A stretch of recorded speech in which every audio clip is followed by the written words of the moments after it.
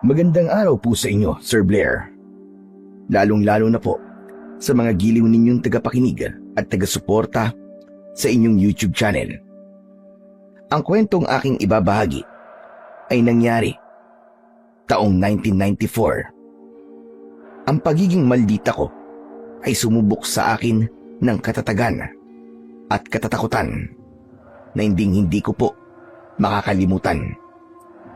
Lubos ko pong pinagsisisihan ang nagawa kong kasalanan sa isang mabuting tao na sobra kong sinira sa paningin ng ibang tao.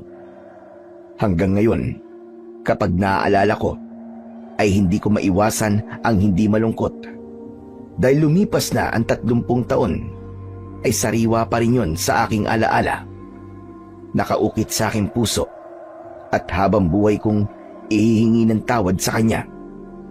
Bagamat muntik na akong mapahamak, nakuha ko naman po ang pinakamalaking aral na nangyari sa aking buhay. Bago ko nga po simulan ang aking istorya, ay nais ko lamang pong ipaalam sa inyo na ang pangalan at lugar na aking ginamit ay sinadya ko pong binago upang mapangalagaan ang totoong lugar na pinangyarihan ng aking kwento.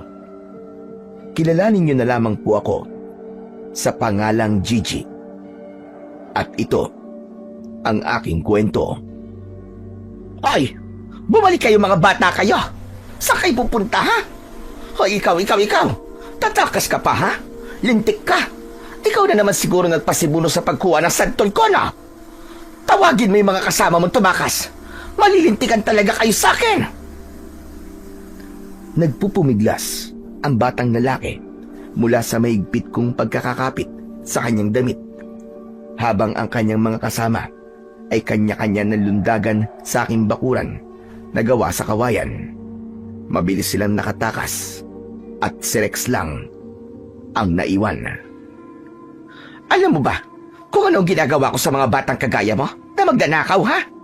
Piniprito ko ang kamay hanggang sa maging chicharon. Akma ko na sanang sasampalin si Rex nang dumating naman ang aking anak na si Danilo. Sumigaw siya ng malakas para pigilan ako. Baka sa kanyang muka ang pag-aalala sa batang hawak ko. Nay, teka! Bitiwan niyo na po si Rex! Ano pong ginagawa niyo sa kanya, Nay? Tama na yan! Tumigil ka, Danilo, ha? Huwag kang makialam dito. Bibigyan ko lang ng leksyon ang batang ito. Inubos nila ang bunga ng santol ko. Pati hilaw, kinuha nila. Nay, bitiwan niyo na po si Rex. Wala po siyang kasalanan. Sa akin po sila nagpaalam, Nay. Apat, lintik na to. Akong may-ari na santol. Bakit sa'yo sila nagpapaalam, ha? Kalokohan mo, Danilo. Huwag mo na silang pagtakpan. Baka pati ikaw samain sa akin. Nay, pakawalan niyo na po ang bata. Nakikiusap po ako sa inyo.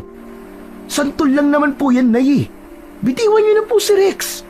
Takot na po yung bata, oh. Ang lakas na po ng iyak niya. Maawa naman po kayo sa bata. Wala akong pakialam kahit lumuha pa siya ng dugo sa harapan ko. Kasalanan niya at nakialam siya sa pag-aari ng iba. Lintik na. Bakit? Nasaan ba sila? Nung itinatanim ko pa lamang ang santol na yan, nasan sila?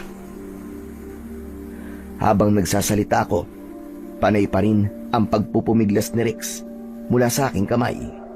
Umiiyak siya at isinasauli na ang mga nakuha niyang santol. Kasunod ang pakiusap niya na hindi na siya uulit. Pero nanatili akong bingi sa lahat ng kanyang pakiusap. Kung patatawarin kita ngayon, uulit ka lang. Hanggang masanay ka na sa pagdadakaw. At kahit na anong gawin mo, hindi ako makakapayag na hindi ka makatikim ng palo ko. Para naman madala ka na at magsilbing halimbawa sa mga kasama mo. Mas lalong lumakas ang iyak ni Rex. Halos bumaon ang aking kuko sa braso ng bata. Takot na takot siya at nanginginig ang katawan. Hanggang sa binitiwan nito ang hawak na santol. Humihingi siya ng tulong sa aking anak. Tumigil ka! Isa kang magdadakaw. Manang-mana ka sa nanay mo. Nay, ano ba naman kayo? Mag-iingat po kayo sa sinasabi niyo. Hindi po magdanakaw ang batang yan, Nay. Dahil totoo po, na sa akin po sila nagpaalam. Kaya akin na po si Rex, Nay. Bitiwan niyo na po ang braso niya. Tama na po yan. Bitiwan mo ang kamay ng bata. Ikaw, Danilo, ha? Kung ayaw mo pati ikaw ay samain ka sa akin, hindi ako makakapayag na hindi niya pagbabayaran ang ginawa niyang pagnanakaw sa mga santol ko. Dala ng bugso ng aking damdamin, pinalo ko ang puwet ng bata. Agad naman na hinila ni Danilo ang kamay ni Rex para ilayo sa akin. Naghilahan kaming mag-ina. Sakto naman na dumating ang aking ama na si Tatay Merto. Agad siyang lumapit sa aming kinaroroonan at pilit din na binabawi ang bata. Gigi, ano ba yan? Bitiwan mo na ang bata! Tay, huwag kayong makikialam dito. Pabayaan niyo ako. Gigi, nasasaktan ang bata. Tsaka paano kung hindi makikialam sa ginagawa mo? Sino ang humaharap sa mga kaso mo sa barangay? Hindi ba't ako? Kaya bitiwan mo ang bata kung ayaw mong ikaw ang samain sa akin. Oo nga naman, Nay. Hindi yung sasaktan niyo po yung bata. May mga magulang naman po si Rex na dapat pong kumastigo sa kanya eh. Isa ka pa, Danilo, ha? Huwag kang makialam dito. Kasalanan mo kung bakit namimihasa ang batang ito. Isa pa, kung matino ang mga magulang niya, hindi nila hahayaan na gumawa ng masama ang anak nila. Palibhasa kasi, wala namang ibang inatupag ang mga magulang ng batang ito, kundi ang magsugal sa labay ng patay. Kahit na, wala ka pa rin karapatan na saktan ng batang yan. Dahil hindi naman ikaw ang nagpapakain dyan. Basta, pakawalan mo si Rex. Tapos ang usapan. Kinuha ni Danilo si Rex mula sa aking kamay. Kaya mas lalo akong nagalit. Akma ko sanang babawiin ang bata, pero humarang si tatay. At para hindi ko maramdaman ang pagkapahiya dahil natalo ko ng dalawa, si Danilo ang binalingan ko. Ikaw, Danilo, hindi pa tayo tapos. Paghatid mo sa batang yan, sabihin mo kay Linda, bayaran niya ang mga santol na kinuha ng kanyang anak at pagkatapos, umuwi ka kagad at pakainin mo ang mga baboy natin nang hindi kung ano-ano ang inaatupag mo. Buwisit na buhay ito. Hindi sumagot ang aking anak. Tuloy lang siya sa paglalakad. Hawak niya sa braso si Rex. Kaya kaming dalawa naman ni tatay ang nagharap. Gigi, hindi mo dapat kinausap ng gano'n ang anak mo. Aba, binata na si Danilo. Marunong na siyang maiya sa mga taong makakarinig sa mga sinasabi mo sa kanya. Hindi lang ang magulang ang nirerespeto, kundi pati na rin ang damdamin ng anak. Huwag mo sana kalimutan yon. Wala po akong pakialam kung marinig nila baka sinasabi ko dahil hindi naman sila bingi. Tsaka bakit ko naman po iisipin na sasabihin ng ibang tao? Hindi naman sila nagpapalabot sa amin. At kung sa baho lang din naman ang pag-uusapan, ay, di hamak naman na mas marami akong alam kumpara sa kanila. Ba, Gigi, diyan ka magaling. Kaya palagi ka napapaaway. Habang maaga pa, tumigil ka na sa pangingialam mo sa buhay ng ibang tao. Maawa ka naman sa anak mong si Danilo dahil siyang naapektuhan sa ugaling ipinapakita mo. Wala po akong pakialam sa nararamdaman ng aking anak. Kung ayaw niya marinig ang sinasabi ng ibang tao tungkol sa akin, bumalik siya sa tiyan ko at magpalit siya ng ina. Jesus Maria Joseph ka namang babae ka, oo.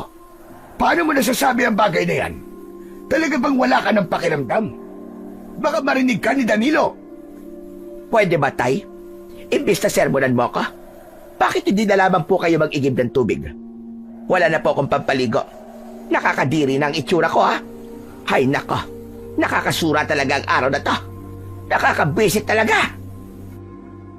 Ikaw, Gigi, ayusin mo yung bunganga mo. Ama mo pa rin ako. Baka makalimutan kong anak kita. Sana lang talaga, hindi mo pagsisihan ang pagiging masamang ugali mo. Sana, hindi ka karmahin sa mga pinagagagawa mo. Sobra na ang kamalditahan mo. Hindi ka na nakakatuwa. Matagal na po akong ganito. At masaya ako kapag tinatawag nila akong maldita. Dahil pakiramdam ko, nakaganti na ako sa kanila. Kaya wag po kayo magsalita ng kung ano-ano. Ay nako, diyan na nga kayo. Nakakainis kayong kausap. Akma ko na sanang tatalikuran ang aking ama. Nang biglang nahagip ng aking paningin ang tatlong babae na nag-uusap at pagkatapos ay titingin sa akin. Naningkit ang aking mga mata dahil sa galit at maging sila ay sinigawan ko. Ay! Mga lorong sinungaling!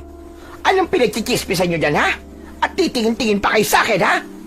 Maganda ba ang pelikula na pinanood nyo? Mga chismosang palaka kayo. Subukan nyo lang na ipagkalatan nangyari ngayon at sisirain ko rin ang buhay ninyo. Dahil sa sinabi ko, ay nagmadali silang pumasok sa loob ng kanilang bahay. Ako naman ay tumuloy na rin sa loob ng aming tahanan. Bilang maglalako ng longganisa sa aming lugar, ng baryo ng Santa Fe, alam ko na lahat ang kwento ng buhay ng aking mga kababaryo. Hindi naman nila ako pinakikialaman, pero gustong-gusto kong makialam sa buhay nila. Hindi kumpleto ang araw ko kapag wala akong nasasaktan na tao. Maldita nga ang tawag nila sa akin at pinanindigan ko yun. Marami ang galit sa akin, ngunit wala akong pakialam. Pero sa kabila ng kasamaan ng aking ugali, marami pa rin ang bumibili sa akin ng longganisa.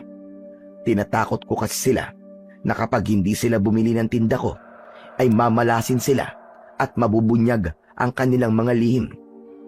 Ganong klase akong babae. Nagsimula lang naman akong magbago nang magkahiwalay kami ng aking asawa dahil nasira ang aking pamilya ng mga kwento rin na wala namang katotohanan. Kaya heto, gumaganti ako sa kanila ng doble sa kasamaang ipinakita nila sa akin noon. Kung pasamaan lang naman ng ugali, ako na ang nangunguna sa listahan. Kinabukasan, nagulat ako sa biglang pagdating ni Nolan. Siya ang kapitan sa aming barangay. Nang mga sandaling yon, ay kasama niya ang kanyang 4 na tanod. Hinarap ko sila habang nakataas ang aking kilay. Anong masamang hangin ang nagtaboy sa inyo para pumunta kayo rito, ha, Kapitan? Nakatanggap kami ng reklamo mula sa batang sinaktan mo raw kahapon. Ang anak ni Linda, na si Rex. Eh ano naman ngayon? Mas matindi kung ako nagreklamo sa kanila. Ang lakas naman ng loob niyang magreklamo. Sila na nga nakaperwisyo sa akin. Hindi ako. Ang anak niya pumasok sa bakuran ko. Kaya sila pa ang may atraso sa akin, Kapitan. Kahit na hindi mo dapat sinaktan yung bata. Alam mo ba, dahil sa ginawa mo, ay pwede ka nilang kasuhan ng child abuse. Wala akong pakialam. Kaya hindi nila ako basta-basta makakasuhan ng child abuse kung wala naman silang ebidensya. Baka sila pa nga ang kasuhan ko. Pwede ko silang ireklamo ng paninirang puri, trespassing at pagnanakaw. Ilan lamang yan sa mga pwede kong ikakaso sa kanila. Kaya wag nila akong subukan. Isa pa, kung maghahain sila ng reklamo sa kasong pananakit ko sa bata, aba, nasa lang katibayan na, Ber, na nagsasabing binugbog ko nga ang bata. Kaya ako narito ay para pagharapin kayo sa barangay ni Linda. Baka pwede pa ninyong pag-usapan ito. Ikaw ang humarap sa kanya, Kapitan. Hindi ako pupunta ron. Sabihin mo kay Linda na wag niyang uubusin ang pasensya ko. Baka mamaya niyan pabayaran ko talaga sa kanya ang santol na ninakaw ng kanyang anak. Hindi pwede ang gusto mo mangyari. Kailangan mo pa rin humarap sa ina ng bata. Bingi ka ba, Kapitan? Sinabi lang ayaw ko Kung gusto mo, ikaw na lang ang humarap sa kanya. Isa pa, bakit ba parang sa tono ng pananalita mo para bang kinakampihan mo ang babaeng yon? Siguro, totoong may relasyon kayo ni Linda, no? Kaya ganyan na lamang ang pagmamalasakit mo sa kanya. Anong sabi mo? Paano napunta doon ang usapan, ha? Isa pa, labas ang personal na bagay sa kaso mo, Gigi. Kung mamaya ay wala ka pa sa barangay, mapipilitan kaming dalhin sa bayan ang kaso mo para pulis na ang pumunta sa'yo rito. Subukan mo lang. Maghahalo talaga ang balat sa tinalupan. Sinasabi ko sa iyo, Kapitan, hindi ako natatakot na makita ko ang pulis na sinasabi mo. O ngayon, kung wala ka ng ibang sasabihin, makakaalis ka na. Sinasayang mo lang ang oras ko. Ako ang wag mong subukan, Gigi. Makikita mo talaga ang hinahanap mo? Dahil hindi pa sila umaalis sa harapan ng bahay ko, nainis ako. Kaya pumasok ako sa loob ng aking silid at kinuha ko ang aking irinola. Dali-dali akong lumabas ng bahay at isinaboy ko yun sa kanila. Nagpulasan ang mga tanod nang maamoy nila ang mabahong likidong isinaboy ko sa kanila. Malakas akong napahalakhak ng tawa nang makita ko ang kanilang mga reaksyon. O ano? Kumusta naman ang pabango ko? Sabi na kasing umalis na kayo at nakakaabala na kayo. Akala niyo siguro ay natatakot ako sa inyo, ano? O ayan, singhutin niyo ang amoy nang maubos. Bastos ka talaga, Gigi. Sagad na sa buto ang kamalditahan mo. May araw ka rin, tandaan mo yan. Wala kang sinisino, kaya humanda ka. Hindi ako makakapayag na hindi ka managot sa ginawa mo sa amin. Sos, sige lang. Dagdagan mo ang kaso mo sa akin. Tignan ko lang kung sino ang susuko sa ating dalawa sa bandang huli. Kulang pa nga yan eh. Gusto niyo pa ba ng isa na mas pampabuhay pa ng dugo? Saglit lang at may kukunin pa ako. Mabilis akong nagtungo sa likod ng aming bahay. Kumuha ako ng bahay ng langgam na pula mula sa puno ng guyabano. Pagkatapos ay tumakbo ako pabalik sa harapan ng bahay ko. Mas lalo akong nainis nang makita kong naroroon pa rin sila. Kaya naman, inihagis ko sa kanila ang bahay ng langgam. Tumama yon sa kanilang katawan. Dahil sa gulat, nagtatatalon sila sa pagpispis ng mga langgam na dumikit sa kanilang damit. Nagsitakbuhan sila at ang naiwan ay sinolan. Dahil sa kaguluhan, narinig ni tatay ang ingay at ang eksenang yon ang kanyang nadatnan. Galit na galit si tatay na kinuha ang natitirang bahay ng langgam sa aking kamay at inihagis yon sa malayo. Talaga bang wala ka nang gagawin tama, ha, Gigi? Pati sina Kapitan, hindi mo na iginalang? Ako ang hindi nila ginalang sa sarili kong pamamahay. Kaya aga-aga tay bigla sila susugod sa akin at aakusuhan nila ako ng kung ano-ano. Aba, dapat lang yan sa kanila. Wala na po talagang pinipili ang anak niyo, Tatay Merto. Dinaig pa niya ang nasisiraan ng ulo. Nagpunta lang po kami rito para sana pakiusapan siya na makipag-usap kay Linda para hindi na po lumaki ang gulo. Pero imbis na magpakumbaba, aba, siya pa po itong galit. Ito pa ang ginawa niya sa amin. Jesus Mariosep, pambihira ka naman talaga, Gigi. Hindi naman kita pinalaki ng ganyan na. Nakakahiya ka. Sige, humingi ka ng pasensya kay Kapitan. Manigas siya, tay. Wala akong dapat ihingi ng pasensya sa kanya. Dahil alam ni tatay na hindi niya ako mapipilit sa gusto niyang mangyari, siya na ang nakipag-usap kay Kapitan Nolan. Kapitan, ako na po ang humihingi ng pasensya sa inyo sa ginawa ng anak ko. Hayaan niyo po, at ako na lang ang kakausap kay Linda para makipag-areglo. Mawalang galang na po sa inyo, Tatay Merto. Pero ang dapat po siguro na makipag-usap kay Linda ay si Gigi. Hindi ho kayo. Huwag niyo po sanang mamasamain ang sasabihin ko. Pero, huwag niyo po sanang konsintihin ang ugali ng anak niyo. Hoy! At sino ka para pagsalita ng ganyan ng tatay ko, ha? Wala kang karapatan sa buhay ko. Kaya malahimik ka! Tumigil ka na, Gigi! Wala ka na sa katwiran. Mahiya ka naman sa ginagawa mo, aba. Tama naman ang sinabi ni Kapitan eh. Dapat hindi kita kinukonsinti sa kasamaan ng ugali mo. Kaya siguro nagkakaganyan ka. Dahil palagi kitang pinagtatakpan. Bakit, tay? Sinabi ko ba sa inyo na pakialaman niyo ko? Hay nako, pambihira. At talagang nagkampihan pa kayo, ha? Hindi ko alam kung bakit nagkakaganyan ka, Gigi. Pero isa lang ang masasabi ko. Hindi mo maaaring bastusin ang ipinatutupad kong batas. Tandaan mo yan. Ha? Batas. Batas para sa sarili mo.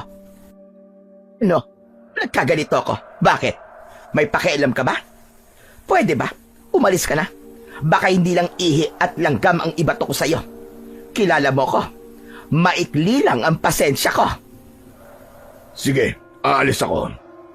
Pero sa susunod na pagpunta ko rito, mga pulis na ang kasama ko. Hindi ko na pagpapasensya ng ugali mo. Kahit na anong mangyari, papapanagutin kita sa mga kasalanan mo. Adios! Chupe! Alis na, alis na! Tama lang, satsat. Ang dami mo pa sinasabi. Pagkatapos kong sabihin yon, inirapan ko si Kapitan Nolan at ibinaling sa ibang direksyon ang aking paningin. Hindi ko matanggap na para bang may kinakampihan si Kapitan sa aming dalawa ni Linda. Dahil naman sa ginawa ko, lumapit si tatay kay Kapitan Nolan at nakipag-usap.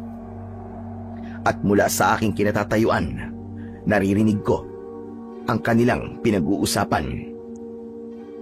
Wala na po akong magagawa sa anak nyo, Tatay Merto. Naiipon na po ang kaso niya sa barangay. Ubus na po ang Blue Book. Kahit isa sa mga reklamo niya ay wala siyang hinarap.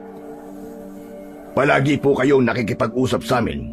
Aba, hindi po tama yun. Pinagbibigyan ko lamang po kayo dahil sa mga pangako nyo. Pero iba na ho ito eh. Dahil may sinakta na siyang bata at may 3 babae na testigo sa ginawa niya. Isa pa, nandun din po kayo, hindi ba? Lumalabas na kinukonsinti niyo ang ginagawa ni Gigi. At bilang kapitan, ginagawa ko lamang po ang aking tungkulin dito sa ating baryo. Pasensya ka na, Nolan. Hayaan mo. At makikiusapan ko uli ang aking anak. Gagawin ko ang lahat. Hindi na po madadala sa pakiusapan ang ugali ng inyong anak, Tatay Merto. Malala na po talaga ang kasamaan ng inyong anak. Huwag niyo na pong hintayin na pagkaisahan siya ng mga tao rito at palayasin sa baryong ito. Nang marinig ko yon, ay hindi na ako nakatiis. Nilapitan ko si Kapitan, kinausap ko siya, at matigas akong nanindigan sa aking katwiran. Subukan mo lang. Nahayaan nilang gawin sa akin yon. Dahil kung hindi, malalaman ng lahat na kabit mo si Linda. At wala akong pakialam kung totoo o hindi ang kwentong ipagkakalat ko sa kanila. Huwag mo kong pinagbabantaan, Gigi. Hindi kita pinagbabantaan, Kapitan. Sinasabi ko lang sa iyo kung ano ang gagawin ko sa oras na pagkaisahan nila ako. Kung sa bagay, diyan ka naman magaling eh. Ang gumawa ng kwento, di ba? Kahit na anong gawin mo, hindi ako natatakot sa iyo. Ginagawa ko lang ang tungkulin ko. Isa pa, hindi ko kabit si Linda. Naaawa lang ako sa kanya dahil sa ginawa mo sa kanyang anak. Hindi mo ako maloloko. Tama na, Gigi. Baka hindi ako makapagtimpi. Masaktan lamang kita. Tutuloy na po ako, Tatay Merto. Sana, ito na ho ang huling pagpunta ko rito. Kung makikipag-usap siya kay Linda, baka sakali pang iatras niya ang kaso. Kahit naman sinong ina, magagalit din kapag sinakta ng ibang tao ang kanyang anak. Sige na, Kapitan. Ako nang bahala sa anak ko. Maraming salamat at pasensya na huhuli. Hindi na ako nagsalita sa mga sandaling yon. Hinayaan ko nang umalis si Kapitan Nolan at ang mga tanod niya. Nang mawala na sila sa aming paningin, saka naman ako kinausap ni Tatay. O ano? Nakita mo na? Nakita mo na resulta ng ginawa mo kahapon, ha? Tay, pwede ba? Bawas-bawasan nyo nga ang pangingialam sa buhay ko. Sino ba ang kinakampihan nyo? Sila ba o ako? Wala akong kinakampihan. Doon lang ako sa tingin ko ay tama at sa nakikita ko, ikaw ang mali rito. Kailan po ba ako naging tama sa paningin nyo, Tay? Hindi na hinintay ni Tatay na magsalita ako. Mabilis siyang umalis sa harap ko at pumasok sa loob ng aming bahay. Nang inilinga ko ang aking paningin sa paligid, nahagip ng aking paningin si Berting na nakatayo sa kabilang bakuran. Siya ang aking kapitbahay na tahimik at madalas kong nakikitang lumalabas ng gabi para pumunta sa bundok. Pangangaso ng baboy ramo ang kanyang hanap buhay. Nasusura ako sa klase ng tingin niya sa akin. Kahit hindi niya ako pinakikialaman, kumukulo ang dugo ko sa kanya dahil pakiramdam ko, pinagtatawanan niya ako, pinipintasan at kinukutya ng palihim. Hay nako! Sa dinami-rami ng mukhang makikita ko, ang pagmumukha pa talaga ni Berting ang makikita ko. Mukha siyang baliw. Nang mapansin ko na hindi gumagalaw si Berting sa kanyang kinatatayuan, hindi na ako nakatiis. Sinigawan ko siya at pinandilatan ko ng mga mata. Hoy, ikaw magaling na lalaki? Anong tinitingin-tingin mo dyan, ha? Ang sama mo makatingin, ha? Buwisit ka, ha? Dukutin ko kaya mga mata mo. Hindi pa rin siya natinag kahit sinigawan ko na siya. Kaya ako na lamang ang pumasok sa loob ng aming bahay. Umupo ako sa bangko at nakasimangot na nakatingin sa labas ng pintuan. Pagkatapos ng araw na yon, kinabukasan, ay kinausap ko ang mga peke kong kaibigan. Sila ang ginagamit ko para ipagkalat ang gawa-gawa kong kwento tungkol kay Linda. Hay nako! Alam niyo na ba ang kumakalat na balita ngayon sa baryo natin? Oh, itong si Linda. Aba kabit pala ni Kapitan. Kaya pala malakas sa barangay ang bruha. Tsaka, napapansin niyo ba? Kapag may ibinibigay na ayuda si Mayor, nako, nangunguna talaga sa listahan si Linda. O di ba? Kalabisan naman yon para sa atin na naghihirap din. Kitang-kita ko ang reaksyon sa tatlong babaeng kausap ko. Sila ang testigo na sinasabi ni Kapitan na nakakita di umano sa ginawa ko kay Rex. Balak ko na lituhin sila at ako ang kanilang kampihan. Napataklob sila ng palad sa kanilang bibig at nagkakatinginan. Kapag ganun na ang kanilang mga ikinikilos, alam ko na napapaniwala ko na sila sa aking kwento. Kaya naman, sumilay ang nakakalokong ngiti sa aking labi. Teka, hindi pa rin nagtatapos ang aking mga natuklasan. Balita ko pa nga at malakas nga ang ugong-ugong sa baryo natin. Itong si Rex daw, marahil anak ni Kapitan Nolan kay Linda. O ano, kakampihan niyo pa rin ba ang haliparot na babaeng yon, ha? Mas lalong nanlaki ang mga mata ng tatlong babae. Hindi pa sila nasiyahan. Hinila nila ako sa likod ng kanilang bahay at doon namin ipinagpatuloy ang aming pagkikwentuhan. Nalaman ko na si Kapitan Nolan pala ay nakikita rin nila na pumupunta sa bahay ni Linda at nakikipag-usap ng matagal.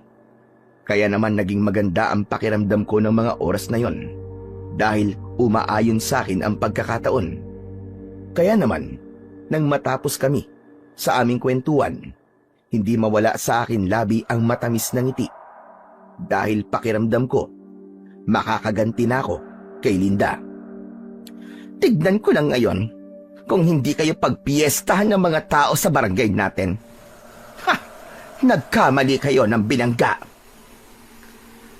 Habang tinatahak ko ang mabatong kalsada, dala ang aking basket na may laman na longganisa, panay anling ako sa paligid.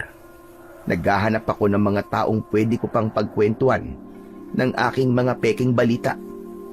Maya-maya pa ay nakita ko si Linda. Nagkatamaan kami ng paningin at naningkit ang kanyang mga mata dahil sa galit. Aba! Anong tinitingin-tingin mo, ha, Linda? Ang kapal yata ng mukha mo para magreklamo sa barangay. Ang anak mo nga ang pumasok sa bakurang ko, ano? Magnanakaw ang anak mo. Dapat nga, ako pa nga ang bayaran mo sa perwisyong ibinigay ng anak mo sa akin. Nakita ko na lumitaw si Rex sa likod ng kanyang ina. Pinipigilan ng bata ang kanyang ina na wag na akong patulan. Pero sa kabila ng ginawa na yon ng bata, hindi nabawasan ang galit ko para sa kanila. Kaya naman, inirapan ko silang mag-ina. At sa pagtingin ko sa kabilang kalsada, nakita ko naman si Kapitan Nolan. Papalapit siya sa aking kinatatayuan. Madilim ang kanyang anyo.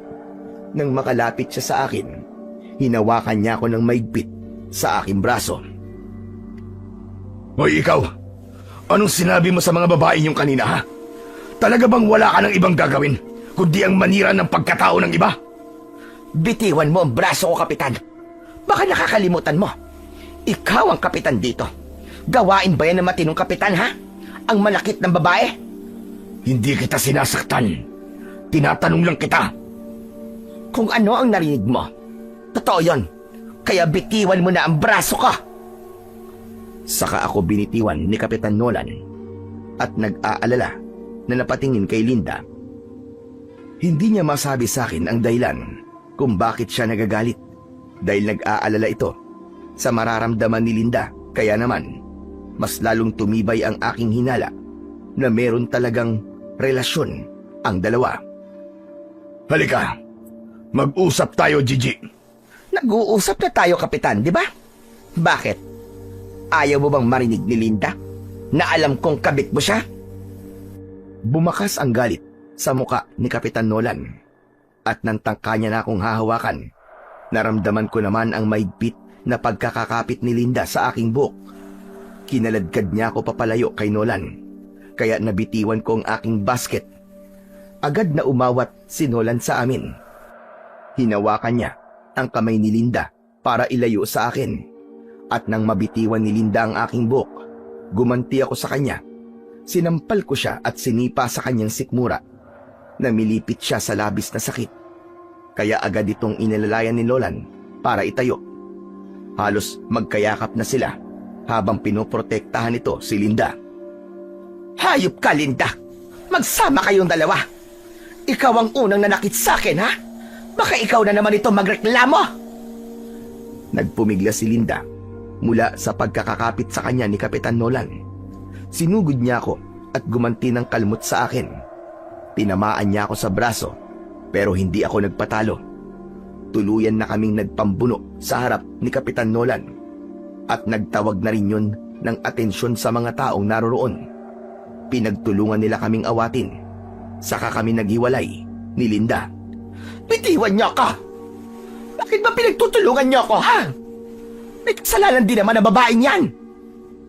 Hindi ka pinagtutulungan. Inaawat ka lang. Nakita mo naman, di ba? Si Linda ang nauna, hindi ako! Tumigil ka. Ang alam ko, nagsimula ang lahat sa bibig mo at sa pananakit mo sa bata. Palibasa, wala kang alam sa pagiging ina, kaya hindi mo alam kung ano nararamdaman ni Linda nang saktan mo ang kanyang anak. Wala akong pakialam. Magsama-sama kayong lahat. Dinampot ko ang aking basket at longganisa sa lupa. Pagkatapos ay umalis ako sa lugar na yon. Umuwi ako sa bahay at galit na ibinagsak ko ang aking katawan sa upuan. Maya-maya pa ay narinig ko ang yabag ng paa ni tatay papalapit sa akin. Teka, bakit yata ang aga mo ngayon, Gigi? Ubus na ba ang tinda mong longganisa? Hindi pa po, tay. May nangyari lang po sa daan. Nangyari na ano? May ginawa ka na naman bang kaguluhan? Aba, teka. Magulo ang buhok mo, ah. Tsaka marumi ang damit mo. Napaaway ka ba, ha, Gigi? Alam niyo na pala eh. Nagtatanong pa kayo. Teka, ano ba talaga nangyari? Ano pa ba? Pinagkaisaan lang naman nila ako doon sa kalsada. Katulong ang magaling na kapitan, kasama ng haliparot niya na kabit na si Linda. Mga peste talaga. Halata naman na meron silang relasyong itinatago eh. Sus! Ano bang pakialam mo sa buhay nila? Para makipag-away ka pa? Hindi ka pa ba nagsasawa sa kaso mo sa barangay? Balak mo pa yatang dagdagan. Isa pa, kung may relasyon man ang dalawang yon, abay buhay nila yun. Wala kang pakialam doon. Pati ba naman kayo, tay? Ay nako, pambihirang buhay to. Bakit ba lahat na lamang kayo ang tingin sa akin ay masama? Bakit? Hindi ba totoo naman? Wala ka nang ipinagkaiba sa mga taong sumira sa pamilya mo noon. Katulad ka na rin nila na nakikialam sa buhay ng iba. Huwag po natin pag-usapan ang tungkol sa nakaraan ko, tay. Nakalipas na yon. Yan ang mali sa'yo. Hindi ka marunong tumingin sa nakaraan. Alam mo na ang sakit kung paano pinakikialaman ng ibang tao ang buhay. Bakit ginagawa mo sa iba? Kung ayaw mong gawin sa'yo, huwag mo ring gawin sa iba. Hindi ko pinansin ang mga sinabing yun ni tatay. Hinayaan ko siya na umalis sa aking harapan. Pagkatapos, tumayo ako at pumasok sa loob ng aking silid. Nagpalit ako ng damit, saka nahiga sa aking katre. Maya-maya pa ay dinalaw na ako ng antok at agad na nakatulog. Pero naalimpungatan ako sa ingay ng mga manok mula sa likod ng aming bahay. Kaya napabalikwas ako ng bangon. Maliwanag pa ang paligid ng mga sandaling yun. Muling naulit ang ingay, ngunit siyap na yun ng mga sisiw. Kaya naman, mabilis akong lumabas ng bahay. Tumambad sa aking paningin ang 5 kabataan na maingat na naglalakad habang nakatutok ang kanilang tirador sa bahagi ng aking poultry.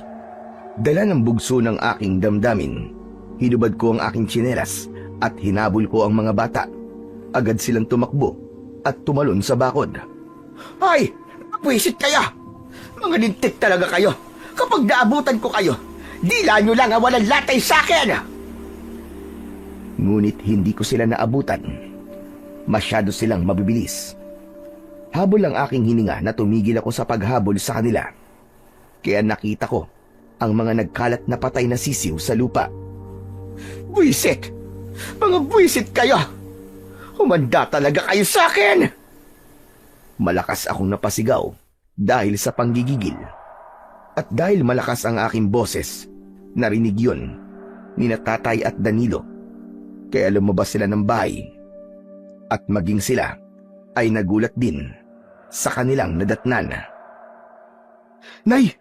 Ano po nangyari sa mga sisiw? Anak, tulungan mo ako. Habulin natin ang mga batang yon. Pinatay nila mga sisiw ko. Nay, nakita niyo po ba na sila po pumatay sa mga sisiw? Hindi ko nakita. Pero nakita ko may hawak silang tirador. Tumakbo sila palabas ng ating bakuran. Kaya ang ibig sabihin nun, may ginawa silang kasalanan. Nay, tumakbo po sila dahil natatakot po sila sa inyo. At hindi kayo sigurado na sila nga ang pumatay sa mga sisiw natin. JJ, tama si Danilo. Makinig ka sa kanya. Tigilan mo na ang pananakit sa mga batang pumapasok sa bakuran natin.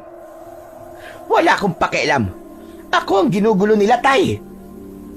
Walang nanggugulo sa'yo, JJ. Ikaw lang itong palaging galit.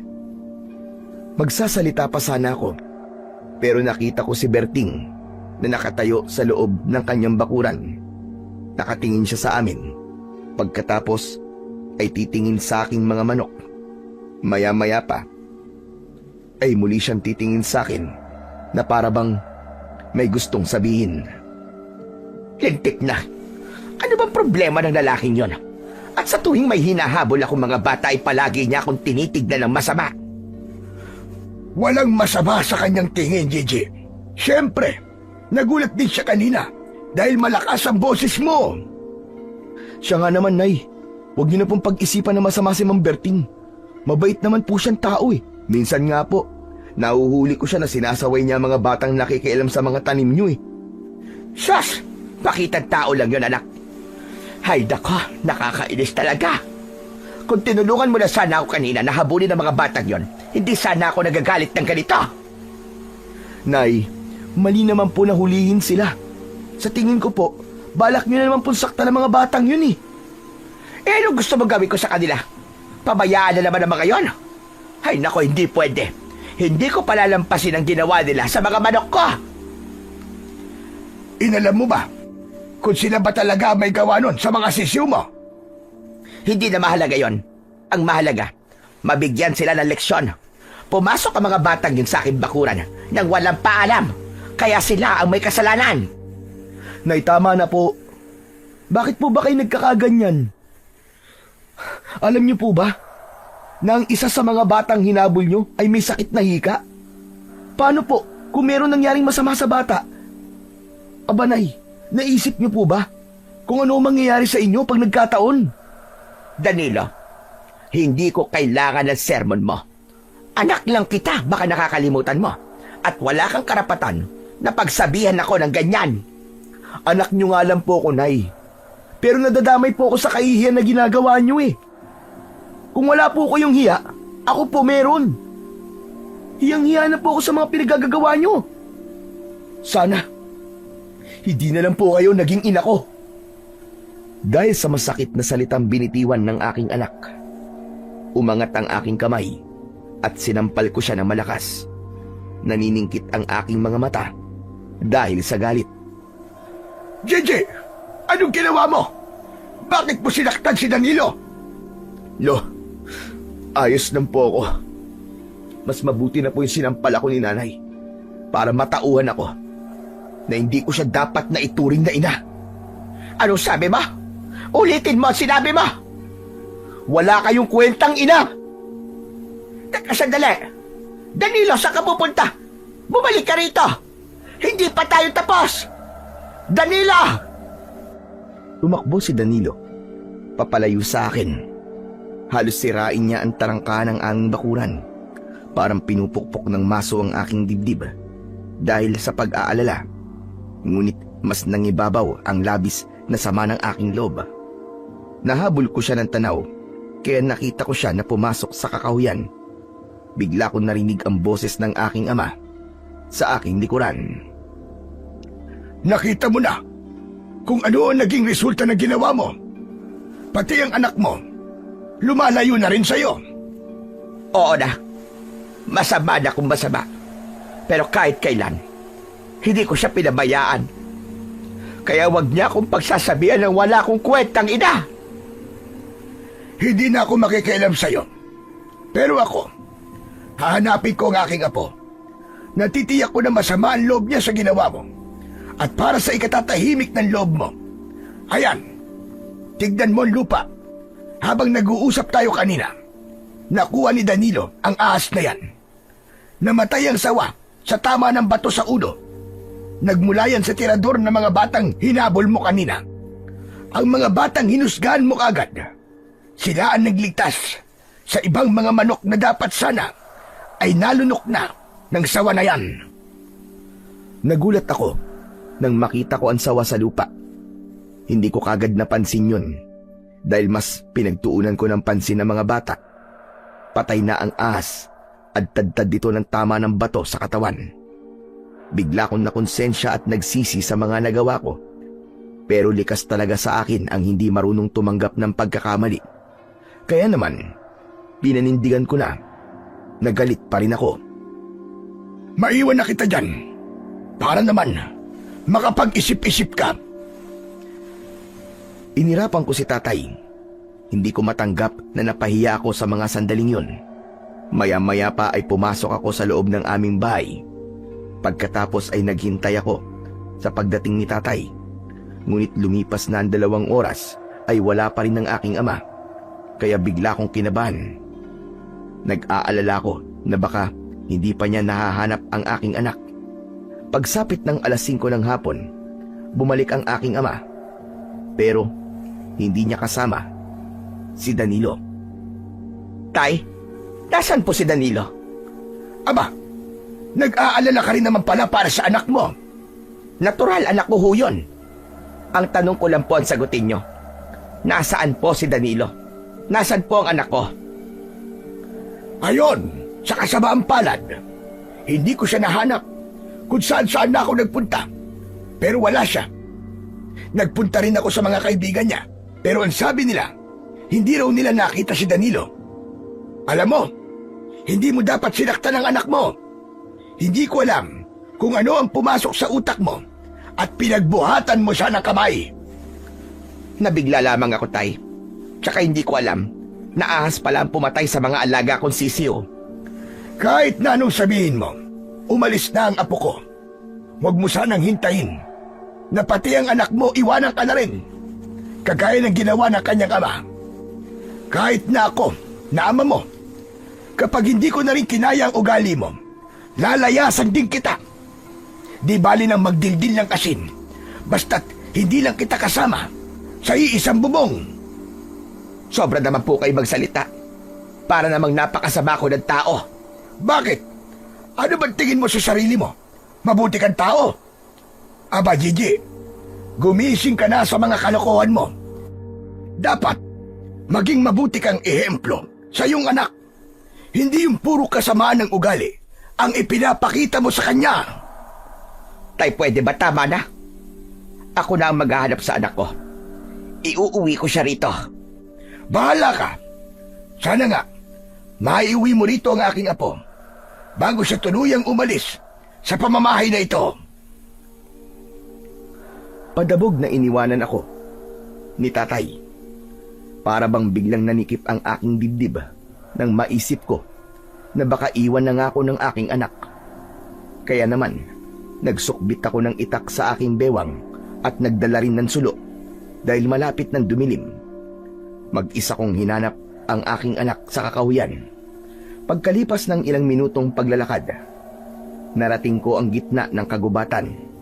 Tinawag ko ng paulit-ulit ang pangalan ng aking anak hanggang sa humantong ako sa malaki at lumang bahay sa gitna ng kakahuyan. Aba teka, kailan pa nagkaroon ng bahay sa gitna ng gubat? Sino kaya ang may-ari nito? Inilinga ko ang aking paningin sa paligid. Tahimik naman ang lugar. Wala akong makitang ibang tao. Naisip ko na pasukin ang bakuran. Nagbabaka sakali akong makikita ko ang aking anak sa lugar na yon. Danilo anak! Nariyan ka ba? Si nanay ito! Mag-usap tayo anak! Ngunit wala akong narinig na tugon mula sa loob ng bahay. Akma na sana akong papasok sa pintuan nang biglang may lumipad na palaso at bumaon yun sa dingding ng pinto. Mabilis akong napalingon sa pinagmulan ng pana. Nakita ko si Berting. May buhat siyang malaking bayawak na may tama ng palaso sa ulo. Ibinaba niya yun sa lupa at galit siyang lumapit sa akin. Anong ginagawa mo rito, ha? Nasa loob ka ng bakuran ko. Ano kaya kung gawin ko rin sa'yo? Ang madalas na ginagawa mo sa mga batang pumapasok sa loob ng bakuran mo nang walang pahintulot. At mabaliktad ang pangyayari. Ikaw naman ang hahabulin ko ng pana dahil pumasok ka sa loob ng bakuran ko nang walang paalam. Kakaiba ang naramdaman kong takot nang makita ang matalim na titig ni Berting sa akin.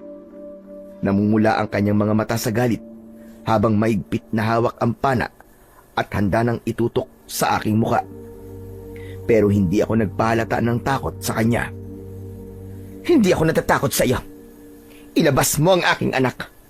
Alam kong nandito siya sa bahay mo. Itinatago mo siya, hindi ba? Wala akong pakialam sa anak mo, lalo na sa buhay niyo. Hindi mo ko kagaya na nakikialam sa buhay ng may buhay. Sige na, makakaalis ka na bago ko pabutasin ng pana ang noo mo. Hindi mo ako basta-basta masisindak. Hindi ako natatakot sa iyo, Berting. Isa pa, ngayon ko lang nalaman na meron ka palang bahay sa gitna ng kagubatan. Parang may kakaiba sa iyo. Dahil sa sinabi ko, nagbago ang reaksyon ng muka ni Berting. Lumikot ang kanyang mga mata at naging balisa. Pero mas pinili nitong itaas ang pana sa kabinalahan ng palaso. Itinutok niya yun sa akin bilang hudyat na hindi siya nagbibiro. Subukan mo lang na lumikha ng mga kwento ng kung ano-ano tungkol sa akin. At sisiguraduhin ko na pagsisisihan mo na nabuhay ka pa. Bakit? Natatakot ka ba? Siguro may tinatago ka, no? Wala akong panahon sa mga pinagsasasabi mo. Makakaalis ka na. Nang hinila ni Berting ang tali ng pana na nakatutok sa akin, ay napaatras ako. Lumayo ako sa kanya at mabilis akong lumabas ng bakuran niya. Ngunit hindi ako umalis sa tapat ng bahay niya. Umaasa ako na sana ay makikita ko roon ang aking anak. Diyos ko, sana naman walang nangyaring masama sa aking anak. Kapag nangyari yon, hindi ko mapapatawad ang aking sarili. Bigla ko natigilan nang biglang lumipad ang palaso at dumaplis yun sa aking pisngi. Gumuhit ang sakit sa aking sugat. Nakita ko na binabalahan pa ulit ni Berting ang pana at balak niyang patamaan ako ng palaso. Lintik na! Anong ginagawa mo? Bakit mo ako pinala? Nakalimutan mo na ba na mangangaso ko at pinapatay ko ang mababangis na hayop? Ikaw ay isang mabangis na hayop na dapat patayin. Kaya kung hindi ka paaalis sa tapat ng bakuran ko, ang susunod na palaso ay tatama na sa pagitan ng iyong mga mata. Humanda ka, Berting. Pagsisisihan mo ang ginawa mong ito sa akin. Tandaan mo yan! Nang muling hilahin ni Berting ang tali, ay agad na akong umalis sa lugar na yon. Habang tinatahak ko ang daan pabalik sa bahay, ay galit na galit akong nag-iisip ng plano kung paano makakaganti kay Berting. Hindi ko namalayan na nakarating na ako sa tapat ng aming bakuran. Madilim na ang paligid at isang gasera lamang ang nakabukas sa loob ng aming tahanan. Nagmamadali akong pumasok dahil iniisip ko na baka naghihintay na sa akin si Danilo. Ngunit nadismaya ko nang makita ko na si tatay lamang ang nakaupo sa bangko at wala ang aking anak. Dumating na po ba si Danilo, Tay? Hindi pa. At sa tingin ko, hindi siya uuwi ngayong gabi. Lintik na yan. Subukan lang niya na hindi umuwi. At hindi ko na siya tatanggapin sa pamamahay ko. Sa tingin ko, natauhan na ang anak mo. Siya na ang kusang umalis sa pamamahay mo. Kaya kung ako sa'yo, simulan mo na magdasal na huwag kang iwan ng anak mo. Hindi na hinintay ni tatay na sumagot ako. Iniwan niya ako sa sala. Hindi ko namalayan na tumutulo na pala ang luha ko sa aking mga mata. Maya-maya pa ay pumasok ako sa loob ng aking kwarto. Nanatili akong gising at hinintay ang aking anak. Pero lumipas na ang ilang oras, walang Danilo na dumating. Hanggang sa makatulugan ko ang paghihintay ko sa kanya. Kinabukasan ay agad akong bumangon at nagpunta sa kwarto ng aking anak. Pagbukas ko ay wala si Danilo. Naabutan ako ni tatay na nakatingin sa katre ng aking anak. Hindi siya umuwi kagabi. Marahil ay nagpunta siya sa kanyang ama. Tulungan mo ko, Tay. Iuwi niyo po ang aking anak. Ikaw ang magpauwi sa kanya. Hindi ako makikialam sa inyong mag-ina. Ay siya nga pala, aalis muna ako. Tutulong ako sa kaibigan ko. Namatay ang kanyang anak sa pangangaso. Inatake raw na mabangis na hayop kagabi. Mabuti na lang at meron nagligtas sa kaibigan ko. Kaya hindi siya napahamak. Anak niya lamang ang namatay. Diyos ko, si Danilo, Tay. Nakita ko rin na nagpunta siya sa kakahuyan. Baka kung napano na po siya. Walang mangyayaring masama sa anak mo. Sigurado ko ron. Hindi mo ba alam na nangunguna si Danilo sa pinakamahusay na gumamit ng pana? Ilang beses siyang nanalo sa mga patimpalak. Pati ang pagiging biyasa sa paggamit ng iba't ibang klaseng sandata. Kayang-kaya niyang ipagtanggol ang kanyang sarili. Ano po bang sinasabi niyo, Tay? Si Danilo, kailan lang ay itinanghal na pinakamahusay na manlalaro sa larangan ng paggamit ng pana. Sponsor ng mayor natin. Siya ang pandayo ng ating baryo. Hindi mo ba alam yon? Wala bang sinabi sa iyo ang anak mo? Pambihira na yan. Kung wala kang alam sa nangyayari sa anak mo, aba, habang maaga pa, mag-isip-isip ka na. Natigilan ako at hindi agad nakapagsalita. Hindi ako makapaniwalang ganong kahusay si Danilo. Naalala ko na merong pagkakataon na may nakikita akong tropeyo na dala ng aking anak. Pero hindi kayon pinagtutuunan ng pansin. At kapag kinakausap niya ako, palagi ko siyang sinisinghalan at itinataboy. Doon ko naisip na ang laki na pala ng pagkukulang ko sa aking anak. Nang mga oras na yon ay para akong binuhusan ng malamig na yelo. Lihim kong pinagsisihan ang lahat ng mga nagawa kong pagkakamali. Maya-maya pa ay biglang bumalandra ang pinto at pumasok si Danilo. Nabuhayan ako ng loob nang makita ko siya. Anak, mabuti naman na tumuwi ka na. Saan ka ba nagpunta kagabi? Hinanap kita. Tumingin lang sa akin si Danilo. Blanko ang ekspresyon ng kanyang muka. Hindi niya ako sinagot. Sa halip, pumasok siya sa loob ng kanyang silid. Pagkatapos ay isinarado niyang mabuti ang kanyang pinto. Sinubukan kong kausapin siya. Kumatok ako sa kanyang pinto. Anak, mag-usap naman tayo. Pasensya ka na sa ginawa ko. Nabigla lang naman ako, anak. Wala akong natanggap na tugon mula sa loob. Kaya naman, umalis ako sa tapat ng kwarto ng aking anak. Ipinagluto ko na lang siya ng paborito niyang pagkain. Nang matapos ako sa aking pagluluto, bigla namang dumating si Kapitan Nolan, kasama si Linda at ang kanyang mga tanod. Sa pagkakataong yon, bigla kong nakalimutan ang tungkol sa aking anak at napalitan yon ng matinding galit para kina Linda at Kapitan Nolan. Ay na naman. Anong ginagawa niyo rito? Kailangan pa bang itanong yan? Hindi ako makikipag-usap. Kaya makakaalis na kayo. Hindi kami aalis. Kaya sa ayaw at sa gusto mo, sasama ka sa amin sa barangay at pag-uusapan nyo ni Linda ang problema nyo. Wala kaming dapat pag-usapan. Kaya bakit pa kayo na parito? Narito kami ni Linda para makipag-usap ng maayos sa'yo. Wala na siyang balak na ituloy ang kaso niya laban sa'yo. Oh, ganun naman pala eh. Ano pang ginagawa niyo rito? Anong gusto niyo mangyari, ha? Pasalamatan siya? Hindi na, oy. Manigas kayo. Alam mo, Gigi, kaya ka iniwan ng mga taong nagmamahal sa'yo dahil sa ugali mo. Nagpapakumbaba na nga sa'yo ang tao. Ikaw pa itong nagmamalaki. Ang sama talaga ng ugali mo. Kung totoo na nagpapakumbaba si Linda, bakit kailangan pa na magsama siya ng kapitan dito at mga tanod? Kung gusto niya talagang magkaayos kami, siya ang humingi ng tawad sa akin dahil ako ang kinasuhan niya. O baka naman, kaya niya to ginagawa ay dahil natatakot siya na malaman ng lahat ang tungkol sa sekreto ninyong dalawa. Hindi na nakatiis si Linda. Wala siyang imik na umalis sa aking harapan.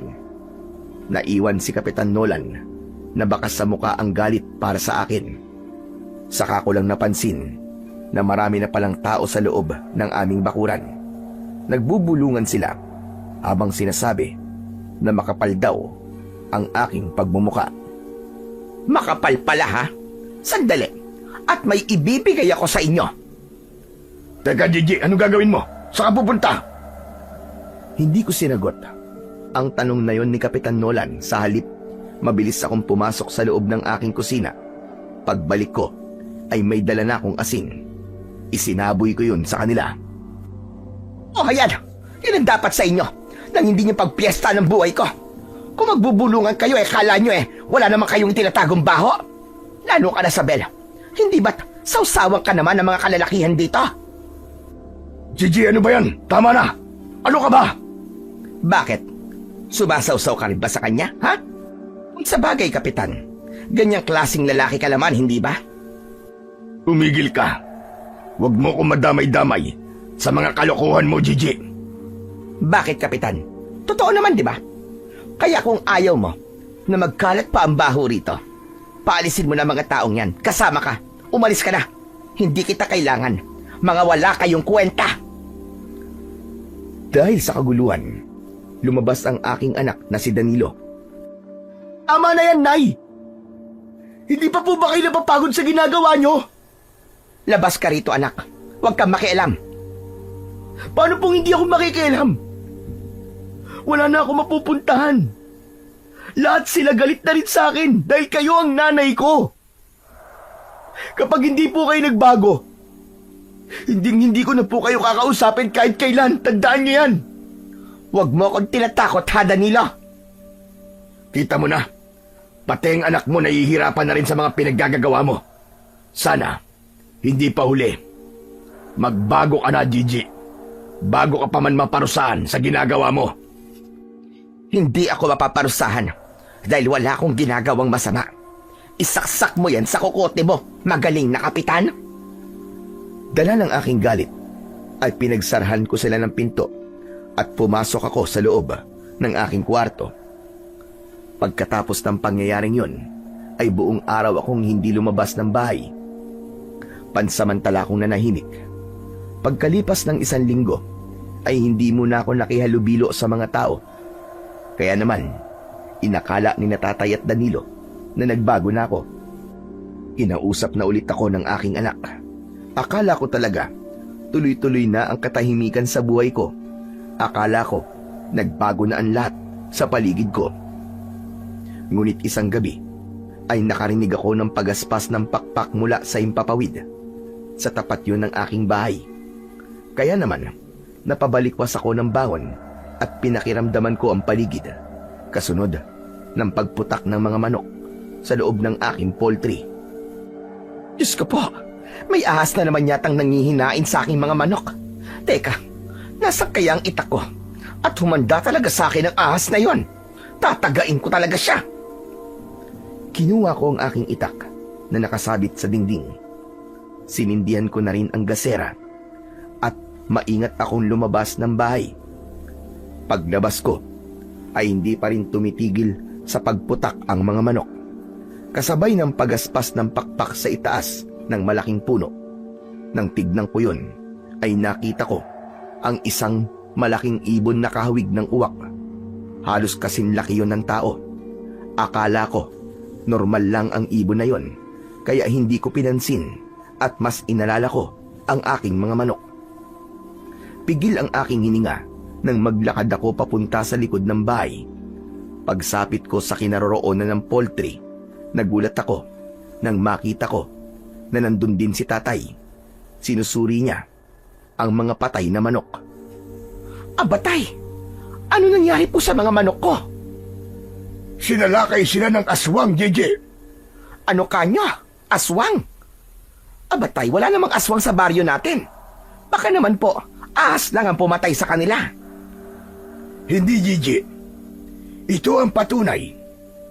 Hindi ito kagagawa ng ahas. Pagmasdan mo ang tiyan ng mga manok, wakwak ang kanilang tiyan. Nawawala ang kanilang lamang loob. Kung ahas yan, walang matitira sa kanilang katawan. Baka naman po, mabangis na hayop lamang ang kumain sa kanila. Musang, o kung ano pa man na hayop na kumakain ng manok. Huwag mo nang subukang paniwalain ang sarili mo, Gigi. Alam mo may mga balita tungkol sa aswang na umuubos ng mga manok at baboy sa baryo natin. Mangangatwiran pa sana ako sa aking ama nang biglang humuni ang ibon sa itaas ng puno. Napatingin kami ni tatay sa gawin nito at halos manlaki ang aking mga mata nang lumipad ang ibon pabulusok sa aming kinaroroonan. Akma na sana akong dadagitin, ngunit nakaiwas ako at ang nakuha nito ay ang patay na manok sa aking likuran. Saka lumipad ito paitaas at humapon sa bubong ng bahay ni Berting habang nasa paa niya ang patay na manok. Pagkatapos ay lumipad paitaas at nawala sa madilim na bahagi ng langit. Halika na, Gigi. Bilisan mo. Pumasok na tayo sa loob ng bahay. Asbo ang ibon na yon. Tama kayo, tay. Aswang nga ang ibon na yon. Tara na. Inubos niya ang mga manok natin. Baka tayo naman ang sunod niyang aatakin. Tila nawala ang tapang ko ng mga sandaling yon. Mabilis na kaming pumasok sa loob ng aming bahay. Mabilis ko ring isinara ang pintuan at mga bintana. Sakto naman na lumabas ng kwarto ang anak kong si Danilo. Nay, ano pong ingay yun? Anak, may aswang sa labas. May aswang na umatake sa lahat ng mga alaga kong manok. Nakita ko siya mismo na dumapo sa bubong ng bahay ni Berting at bigla siyang nawala roon. Baka naman, si Berting ang aswang. Nay, magsisimula na naman po ba kayong gumawa ng kwento? Delikado po mga sinasabi nyo. Baka po may makarinig. Huminahon ka muna, Gigi. Hindi aswang si Berting. Pareho nating nakita na lumipad siya papalayo. Kaya huwag kang magbibintang sa tao. Siya nga naman po, Nay. Isa pa. Mabuting tao po si Mang Berting. Sa katunayan nga siya po nagpatuloy sa akin sa bahay niya sa bundok. Siya rin po nagligtas sa buhay ng kaibigan ni Lolo. Siya rin po ang lihim na tumutulong sa mga tao, lalo na sa mga taong kapos sa buhay. Paano pala? Kung nagkukunwari lang siya. Nay, hindi po mangyayari yun. Nararamdaman ko po na mabuting tao po si Mang Berting. Kung hindi si Berting ang aswang, sino kaya ang aswang na pumatay sa aking mga manok? Huwag mo sabihin. Nagagawa ka na naman ng gulo, ha, Gigi? May tigil-tigilan mo na. Huhulihin ko ang aswang na yun, tay. Ilalatag ko ang mga patay na manok sa harapan ng kanilang bakuran. Naniniwala ko na ang aswang na yon ay isa sa aking mga kapitbahay. Kung sino ang magagalit sa gagawin ko, Siya ang aswang. Gigi, ano na naman bang kalokohan ang naiisip mo? Natural na magagalit sila kung ilalatag mo mga patay na manok sa harapan ng kanilang bahay. Sa'yo man gawin yun. Tsak na magagalit ka rin eh.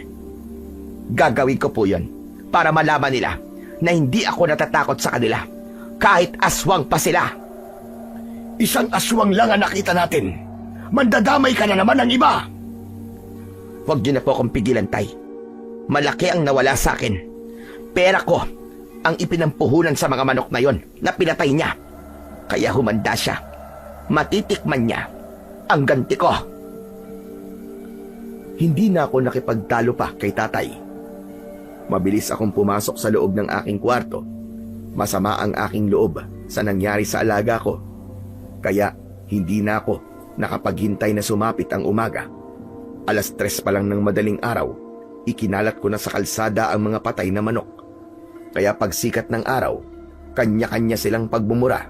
Ang iba naman ay pinuntahan ako sa bahay at tinanong ako kung ano raw ang gusto kong palabasin.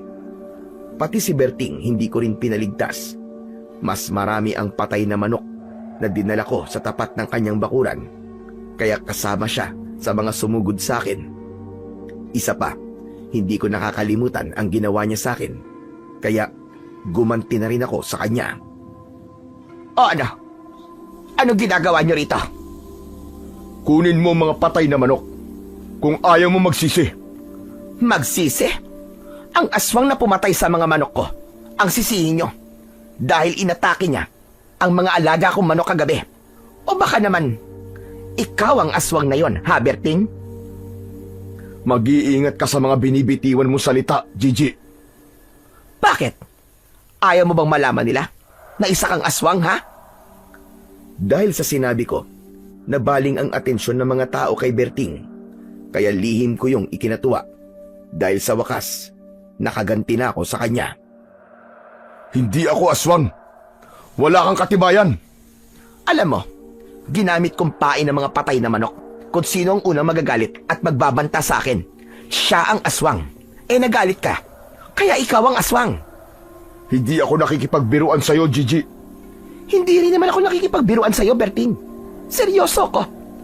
Sa oras na makahanap ako ng mga ebidensya na ikaw nga ang aswang na yon, humanda ka. Pagbabayaran mo ang ginawa mo sa mga manok ko. At sa oras na mahuli kita, lintik lang ang walang ganti. Ang tiyan mo naman, ang wawak-wakin kong hayop ka. Wala kang sapat na batayan sa mga binibintang mo sa akin. Kaya umayos kang babae ka. Sa bubong ng bahay mo dumapo ang asbo kagabi. Nagpanggap siya na ibon. Ano sabi mo? Huwag ka mag-alala. Hindi ko pa naman napapatunayan na ikaw nga ang aswang na pumatay sa mga manok ko. Kasi ipinagtatanggol ka ng aking anak at tatay.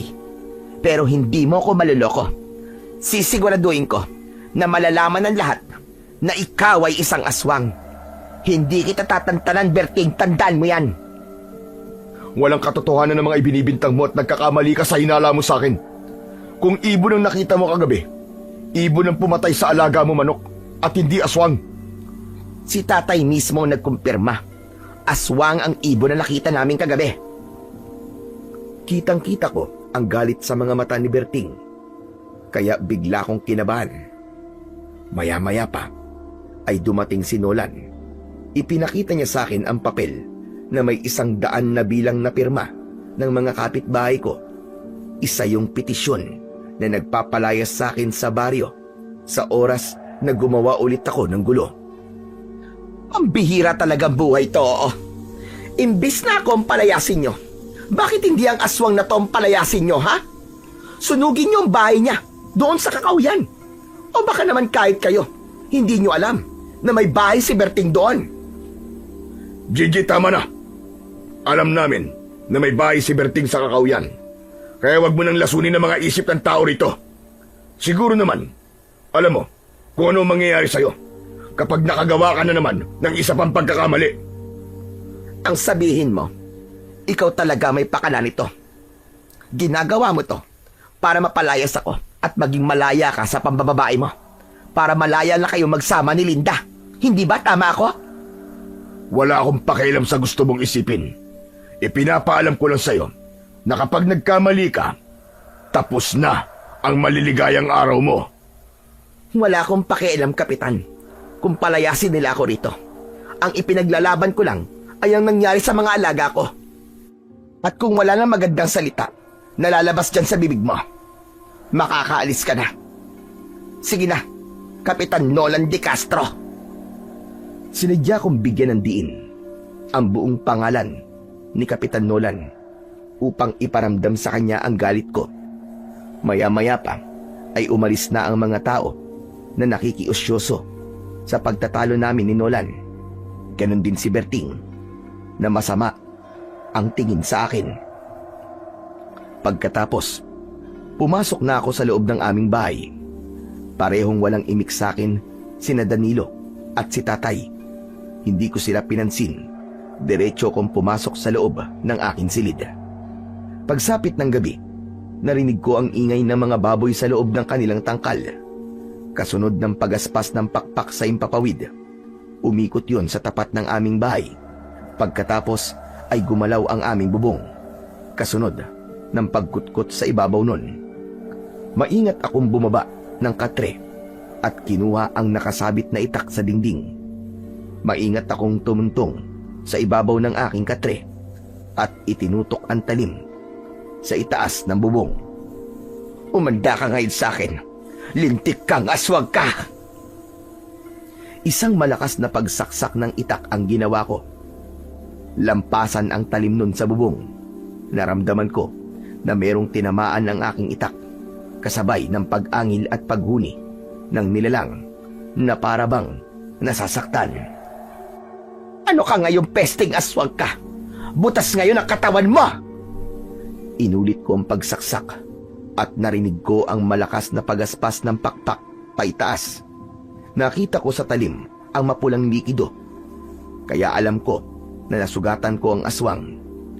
Mabilis akong lumabas ng bahay.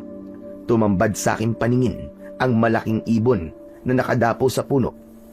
Akala ko tuluyan nang aalis ang ibon, ngunit bigla siyang umatake sa akin. Hindi niya ako malapitan dahil mabilis kong iwinasiwas ang aking matalas na itak sa ere. Pero bigla siyang bumulusok ng lipad papunta sa akin. Tinamaan ako sa dibdib ng kanyang tuka. Nabitiwan ko ang aking itak. Bumagsak ako sa lupa at sa muling tangkang pag-atake sa akin ng aswang, humarang ang aking anak. Lumayo ka! Huwag mong saktan ang nanay ko! Nakita ko na may hawak na pana ang aking anak na nakatutok sa aswang. Umangil ito ng malakas, saka lumipad palayo sa amin. Hindi ako makapaniwalang natakot ang aswang sa aking anak. Saka ko lang naramdaman ang mahapding sugat sa aking dibdib. Nay, ayos lang po ba kayo? Nasaktan po ba kayo ng aswang? Anak, may tama ako sa dibdib. Malalim yata. Lolo! Lolo Merto, si nanay po, may sugat! Lolo! Saka lang lumabas ng bahay si Tatay. Halata na nakatulog na ito at nagising lang sa tawag ng aking anak. Inalalayan nila akong maglakad dahil tuloy-tuloy ang pag-agos ng dugo mula sa aking sugat. Pero sa kabila ng sakit na nararamdaman ko, inalala ko pa rin ang mga alaga kong baboy. Tay, tignan po muna natin ang mga baboy ko. Sigurado po ako na inatake sila ng aswang. Bigla po kasi silang nanahimik eh. Nay, unahin niyo po muna ang sugat niyo. Kailangan niyo magamot kagad. Ako na lang po ang titingin sa kanila. Sige na. Hindi anak. Gusto kong makita kung anong sitwasyon ng mga alaga ko. Hindi na ako napigilan ng aking anak nang maglakad akong mag-isa papunta sa tangkal ng aming baboy. At nanlaki ang aking mga mata nang tumambad sa aking paningin ang mga patay na baboy. Nagkalat ang kanilang laman loob sa sementadong sahig na parabang sinadyang iwan doon. May naabutan pa akong umuungol na baboy, ngunit hindi nagtagal ay binawian din siya ng buhay. Tumulo ang luha ko sa aking mga mata dahil sa labis na galit at puot. Maging sina Tatay at Danilo, nagulat din sila sa nangyari sa mga alaga naming baboy. Lintik na yan! Inubos ng aswang na yon ang aking mga alaga! Ito na nga bang kinatatakutan ko, Gigi? Ang magalit sa'yo, ang nananahimik na aswang.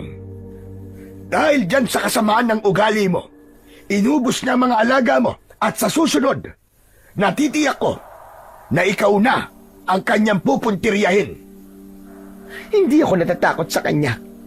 Siya ang may atraso sa akin at siya ang mananagot. Palagi mo na lamang sinasabi na hindi ka natatakot. Hindi mo ba nakikita? Seryoso na to, anak. Ikaw lang ang binubulabog ng aswang dito sa ating baryo.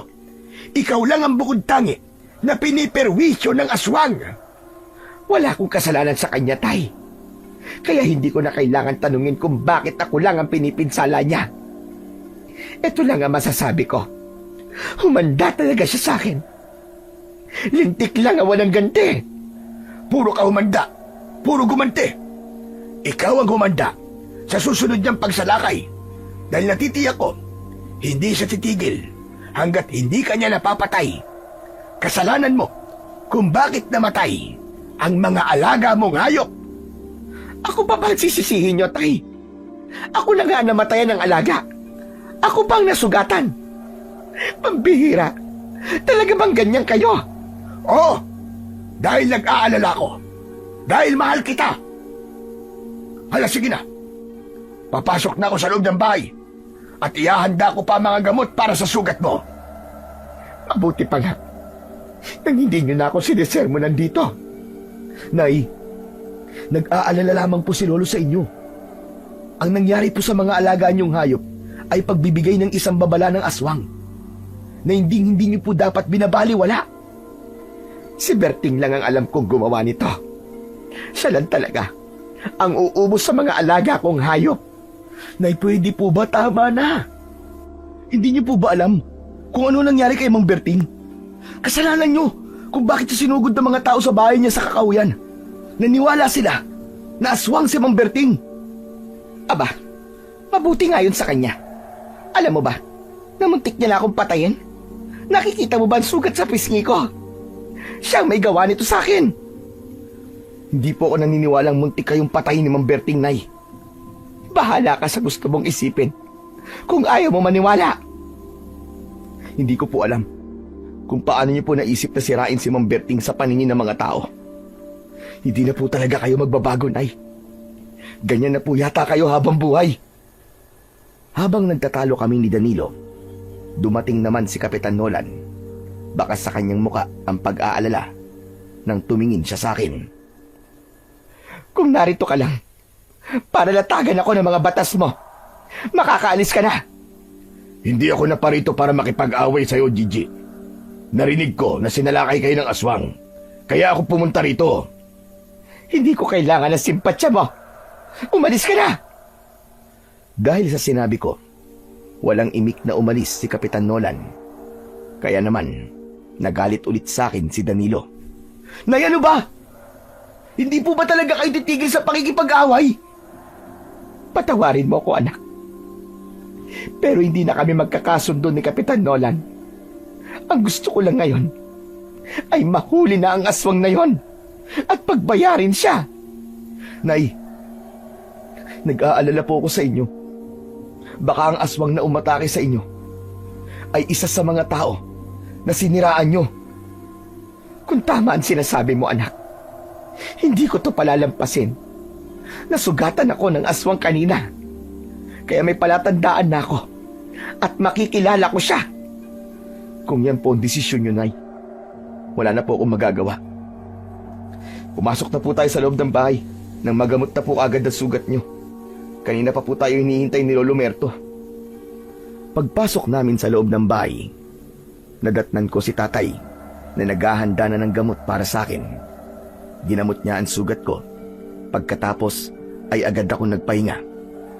Kinabukasan, nakita ko si Berting na patingin-tingin sa aming bahay. Kaya hindi ako nakatiis. Nilapitan ko siya at hindi ko na napigilan ang aking sarili. Hinablot ko ang kanyang damit at walang imik na tinignan ang kanyang katawan. kung may sugat ba siya o wala. Ano naman ba ito? Teka, ano ba? Ano bang ginagawa mo, Gigi? Tumigil ka na nga! Hindi ka pa ba nasiyahan na ipinasunog mo sa taong bayan ang bahay ko sa gubat? Ano na naman to? Hindi ka ba talaga titigil? Hindi ko na yung kasalanan, Berting. May gusto lang akong siguraduhin sa iyo. Kung ikaw ba talaga ang aswang na umatake sa akin kagabi? Ilang beses ko man sasabihin sa'yo, hindi ako aswang, hindi ako aswang! Lumayo ka sa akin! Kung ayaw mo masaktan! Nakita kami ng anak kong si Danilo. Kaya mabilis siyang lumapit sa aming kinaroroonan. Pumagit na siya para ipagtanggol si Berting. Nay, ano ba? Tama na, tumigil na po kayo! Tama na, Nay! Umalis ka dyan, Danilo. Baka ikaw ang samain sa aking bata ka. Umalis ka dyan! Nay, hindi ako aalis dito. Nay, ano ba? Tama na! Maling-mali na po ang ginagawa niyo eh. Nay, mabuti pong tao si Mang Berting. Hindi po siyang aswang. Pagsabihan mo nanay mo, Danilo, ha? Malapit nang maubos ang pasensya ko sa kanya. Opo, Mang Berting. Pasensya na po kayo. Umalis si Berting at naiwan kami ng aking anak.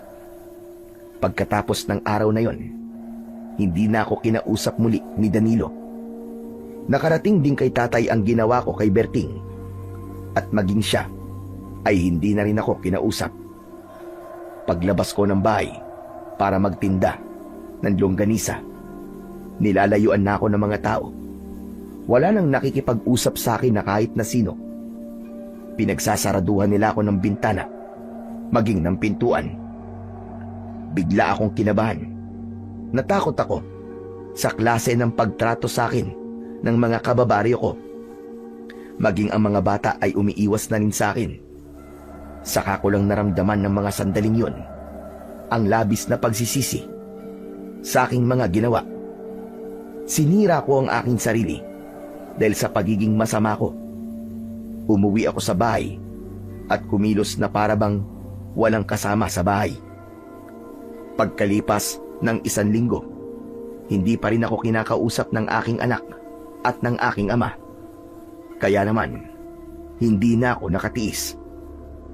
Tay, Danilo anak, hanggang kailan niyo ba ako titiisin?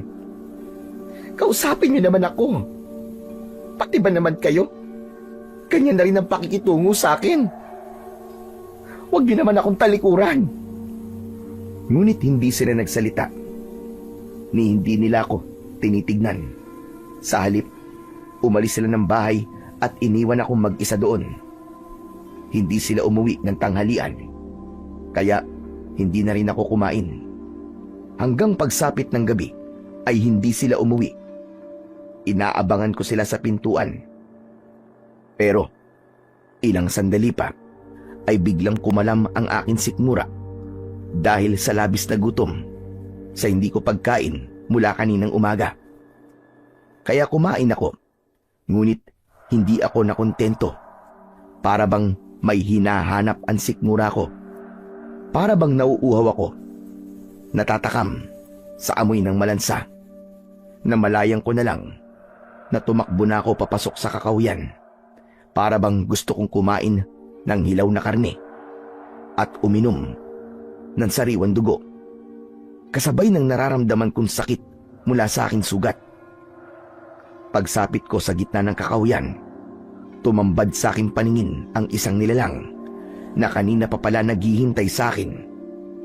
Isang itim na ibon na biglang nagpalit ng anyo bilang aswang nakahawig ng taong lobo. Kumusta naman ang pakiramdam mo na nagugutom sa ilaw na karne? Sino ka? Anong ibig mo sabihin? Sino ka? Magpakilala ka! May hawa ka na ng aswang, tama ba? Kaya ka naakit sa amoy ng aking huling pinatay na usa. Sige na. Huwag ka nang mahiya. Kainin mo. Nang maranasan mo ang pagiging isang tunay na halimaw. Sige, lantakan mo ang patay na usa. Hindi. Hindi totoo yan. Hindi totoo yan. Nagkakamali ka. Hindi totoo ang sinasabi mo. Kulang pa yung kaparusahan sa lahat ng ginawa mong kasalanan. Mahilig kang gumawa ng walang katotohanan na kwento. Kaya naman, gumawa ako ng totoong istorya tungkol sa aswang at ikaw ang magiging katibayan. Ibibintang sa'yo lahat ang mga ibinibintang mo sa ibang tao. Babalik sa'yo ang lahat ng mga ginawa mo sa iba. Nanginig ang aking mga kamay sa sinabing yun ng aswang. Hindi ko matanggap na may hawa ako ng aswang. Napaatras ako ng hakbang habang patuloy kong naririnig ang malakas niyang pagtawa.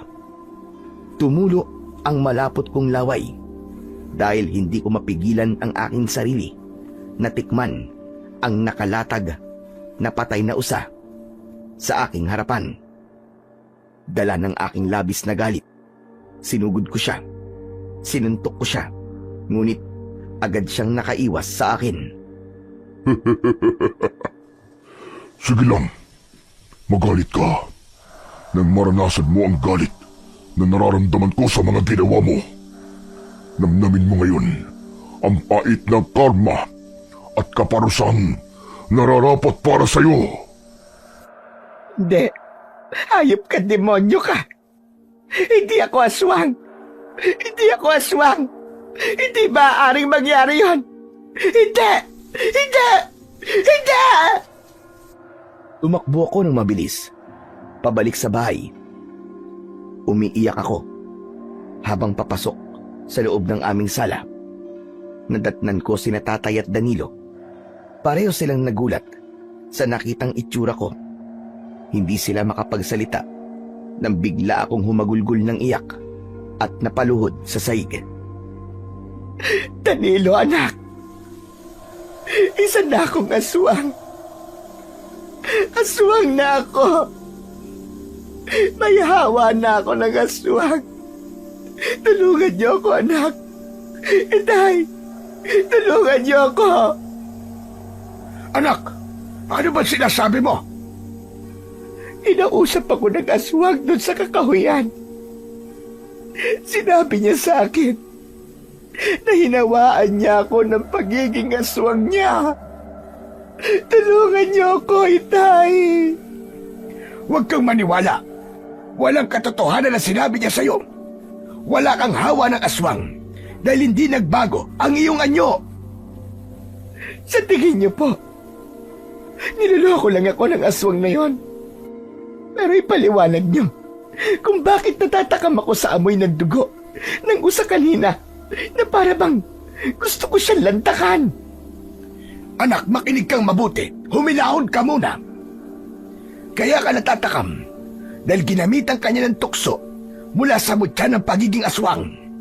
Balak niyang hawaan ka sa pamamagitan ng dugo ng kanyang pain sa'yo. Kung kinain mo ang katawan ng patay na usa, saka ka lang mahahawa ng pagiging aswang. Tay, patawarin niyo po ako. Ayokong maging aswang, Itay. Hindi na po ako uulit. Magbabago na po ako. Pinapangako ko yan, Diyos ko. Tulungan niyo ako. Lolo, ano po sa palagay niyo nangyayari kay nanay? Sa tingin ko, pinaparusahan na siya ng aswang. Nang mga sandaling yon, ay nagsisi na talaga ako ng sobra sa lahat ng aking mga nagawang kasalanan. Mabuti na lang at hindi ako tuluyang iniwan ng aking ama at lalong-lalo na ng aking anak. Maya-maya pa ay bigla kaming nakarinig ng pagaspas ng pakpak mula sa itaas ng aming bahay. Paikot-ikot yun doon na parabang naghihintay lamang ng tamang pagkakataon para umatake. Bigla ang pagdagundong ng takot sa aking dibdib, lalo na nang makita kong sinisira na ng aswang ang aming bubong. Nasaan ka na, Gigi? Nasaan ka? Lumabas ka! Ipakita mo ngayon ang tapang mo! Ipakita mo ang tapang mo! Lumabas ka! Ay, andyan na aswang. Andyan na po siya. Papatayin niya ako. Itago niyo ako. Tulungan niyo ako, Itay. Danilo, tulungan mo ako. Nay, teka, uminahon kayo. Hindi ko po hahayaan na saktan kayo ng aswang. Huwag po kayong matakot, Nay. Anak, tulungan mo ako. Itago mo ako, anak. Itago mo ako. Kinuha ni Danilo ang kanyang pana sa loob ng kanyang silid. Pagkatapos ay dali-dali siyang lumabas ng bahay para palayasin ang aswang. Ngunit sa bilis ng pangyayari, nabutas ng aswang na asbo ang bubong namin. Tuluyan siyang nakapasok sa loob ng aming bahay. Isinarado ng aswang ang pinto. Kaya naman, hindi makapasok si Danilo. Napahawak ako sa braso ni tatay na hindi rin makapagsalita habang nakatingin sa aswang. Ilang beses kitang pinagpasensya ang babae ka. Dahil sa ginawa mo, hindi ako makahanap ng aking pagkain. Sinikap kong mamuhay ng tahimik na walang pinipinsalang tao. Ngunit anong ginawa mo? Sinira mo ang pamumuhay ko. Sumobra ka na. Lumampas ka na sa pasensya ko. Sandali. Parang kilala kita. Berting! Ikaw ba yan? Diyos ko! Ikaw ang aswang! Tumitig ng matagal ang aswang sa aking ama. Sakang umisi at tumulo ang malapot niyang laway. Kilala mo na pala ako, Tatay Merto. Alam na ng mga tao rito na isa kong aswang dahil sa kagagawa ng anak nyo, dahil sa kanyang kadaldalan. Baliwala na ang kabutihang ginawa ko para sa kanila. Lahat ng yun ay kinalimutan nila. Alam niyo ba na sinugod nila at sinunog ang bahay ko sa gubat dahil sa kwento ng inyong anak na ako ay isang aswang? Hayop ang anak mo. Palalampasin ko na sana dahil hindi naman ako likas na masama. Kaya lang, inalisan niya ako ng karapatan para mabuhay ng tahimik, malaya at maging mabuting nilalang. Kaya naman, panahon na para pagbayaran ng anak niyo ang ginawa niya sa akin sa pagsira niya sa tahimik kong pamumuhay. Huwag, Berting! Huwag! Maawa ka! Huwag mo siyang patayin! Huwag mong patayin ang anak ko! Patawarin mo na siya! Patawarin? Maawa? Nagpapatawa ka ba, Tatay Merto? Binulabog ng anak mo ang pananahimik ko. Sinira niya ang buhay ko. Ngayon naman, ako ang bubulabog sa pananahimik niya. Wag, Berting. Wag. Maawa ka sa akin. Patawarin mo ako, Berting. Oo, nagkamali ako. Hindi ko alam ang aking ginagawa. Patawarin mo na ako. Maawa ka, wag mo akong patayin. Wala na. Huli na. Inubos mo na ang pasensya ko. At ito na ang magiging katapusan mo. Pagkasabi nun ni Berting, umatake siya sa amin. Sinaktan niya si tatay at sinakal niya ako. Habang si Danilo naman ay nasa labas pa rin ng aming bahay at hindi makapasok. Paulit-ulit niyang sinisipa ang pinto habang sumisigaw. Ma'am Berting! Maawa na kayo, tama na po! Nakikiusap ako! Huwag niyo pong saktan si nanay! Ma'am Berting, tama na! Patawarin niyo na po ang nanay ko! Ako na po nakikiusap at nagmamakaawa sa inyo! Tama na, Ma'am Berting! Tama na! Tumigil ka, Danilo! Huwag kang makialam dito! Labas ka rito! Dahil ang nanay mo lang ang pagbabayarin ko sa kasalanang nagawa niya sa akin! Ma'am Berting, tama na! Nakikiusap ako sa inyo. Tama na! Ako na po ang humihingi ng tawad para sa nanay ko. Nakikiusap ako, patawarin niyo na siya. Tama na. Patawarin niyo siya. Alang-alang na lang po sa akin. Naramdaman ko na masumigpit ang kamay ni Berting sa akin leg. Mabuti na lang at agad na nakabangon si tatay. Pinalo niya ng matigas na kahoy ang likod ng aswang. Kaya naman, nabitiwan ako ng aswang na si Berting at umangil ito ng malakas at tangka na sana nasasaktan niya si tatay. Pero malakas akong sumigaw. Wag! Naawa ka, Berting! Tama na! Nagkamali ako! Sising-sisi na ako! Nagsisisi na ako sa mga kasalanan ko. Nakikiusap ako sa'yo. Huwag mong idamay ang aking ama. Huwag mo siya saktan. Patawarin mo na ako, Berting. Naging mabuti ako sa inyo. Wala akong pinatay o pininsala ni isang tao sa baryong ito. Bagkos ay tumulong pa ako. Pero sa isang maling kwento, sinira mo kung hayop ka. Ang pumatay sa iyong mga manok at baboy ay hindi ako. Alam mo ba kung sino? Walang iba kundi si Linda.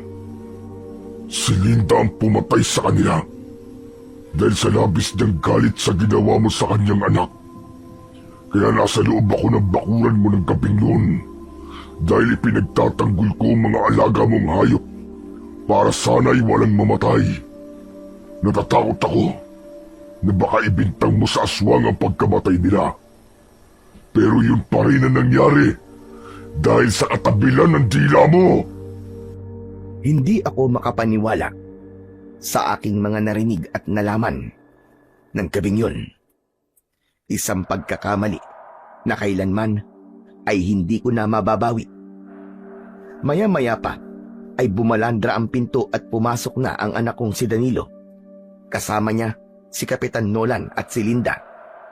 Umiiyak si Linda na humihingi ng tawad sa ginawa niya sa aking mga alagang hayop. Nadala lang daw siya ng galit, kaya niya nagawa yun.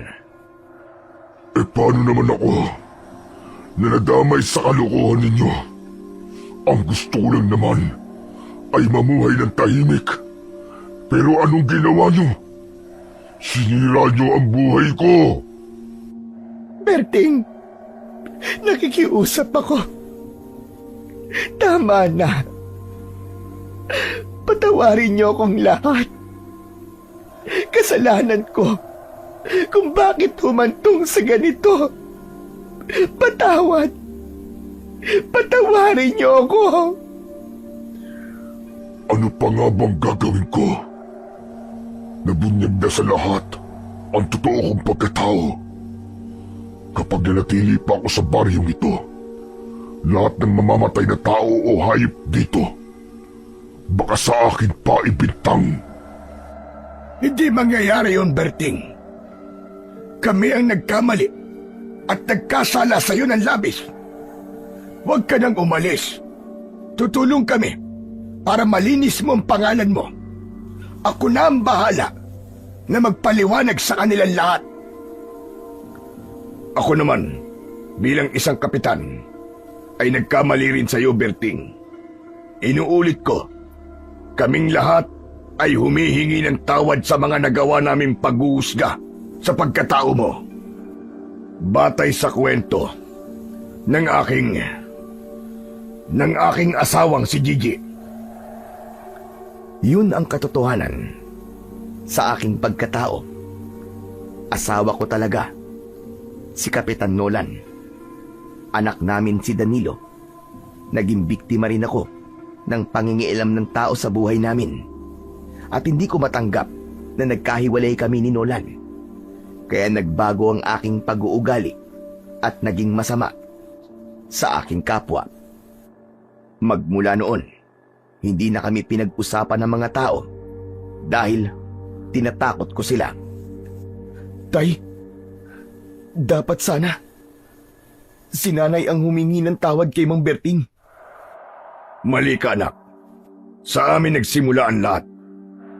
Nagbago ang nanay mo dahil iniwan ko kayo. Naniwala ako na may iba siyang lalaki. Hindi ko siya hinayaan na magpaliwanag. Kaya, nagkamali rin ako. Nolan, anong sinasabi mo? Kahit kailan, hindi kita iniwan, Gigi. Palagi kitang inililigtas kapag may kaso ka. Mahal pa rin kita hanggang ngayon. Para sa akin, ikaw pa rin ang ina ng aking anak na si Danilo. Patawarin mo ko, mahal ko. Kung hinusgahan kagad kita noon. Kaya sana, tanggapin mo rin ang pagkakamaling nagawa mo kay Berting. Diyos ko, hindi ko alam na kailangan pang humantong sa ganito bago ko pa maunawaan ang pagkakamali kong nagawa. Berting, lumuluhod ako sa iyong harapan. Patawarin mo ko. Patawarin mo ko sa aking nagawa. Sana nga, totoo ang paghingi mo ng tawad. Marami kang sinira na buhay at pamilya. Sana, hindi na ito maulit pa sa iba. At sana, piliin mo ng maging mabuting tao. Pagkasabi nun ni Berting, unti-unti siyang nagbalik sa pagiging tao. Pagkatapos ay lumabas ng aming bahay. Nagkatinginan kami ni Linda at nagkapatawaran din sa isa't isa. Pagkatapos, si Nolan naman ang nilapitan ko. Naluluwang niyakap ko siya ng mahigpit. Halos 13 taong kaming naghiwalay na kahit kailan ay hindi pinag-usapan ang aming relasyon. Nang gabing yun ay malaki ang pagbabagong naganap sa aking buhay. Kinabukasan ay nabigla ako sa balita na umalis ng baryo si Berting.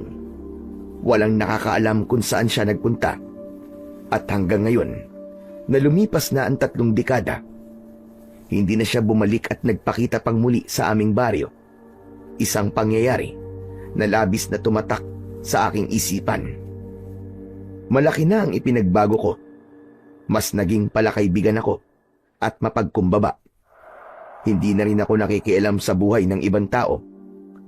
Si Danilo naman ay meron ng sariling pamilya at paminsan-minsan bumibisita siya sa amin ni Nolan kasama ang aming mga apo. Bago ko nga po pala tapusin ang aking istorya, ay nais ko lamang pong iparating ang natutunan kong aral na nangyari sa aking buhay. Huwag tayong gumawa ng kwento o makialam sa buhay ng iba at manghusga ng kapwa. Huwag din tayong basta maniniwala sa kwento lamang ng taong walang magawa sa buhay. Dahil kapag nangyari yun, maaaring makasira ka ng buhay at maaari ding masira ang buhay at pamilya mo. Lalayuan ka ng mga mahal mo, gaya na lamang ng nangyari sa akin. Napatunayan ko na sa oras pala ng kagipitan at panganib, wala pa ring ibang tutulong sa'yo, kundi ang pamilya at ang malalapit mong kapitbahay. Isinulat ko po ito upang magbigay ng aral sa iba. Sana ay marami pa po kayong mailahad na magagandang istorya na magbibigay ng aral at inspirasyon sa iba. Hanggang dito na lamang po ang aking kwento. Lubos na nagpapasalamat, Gigi. Pagpalain po tayong lahat ng puong may kapal.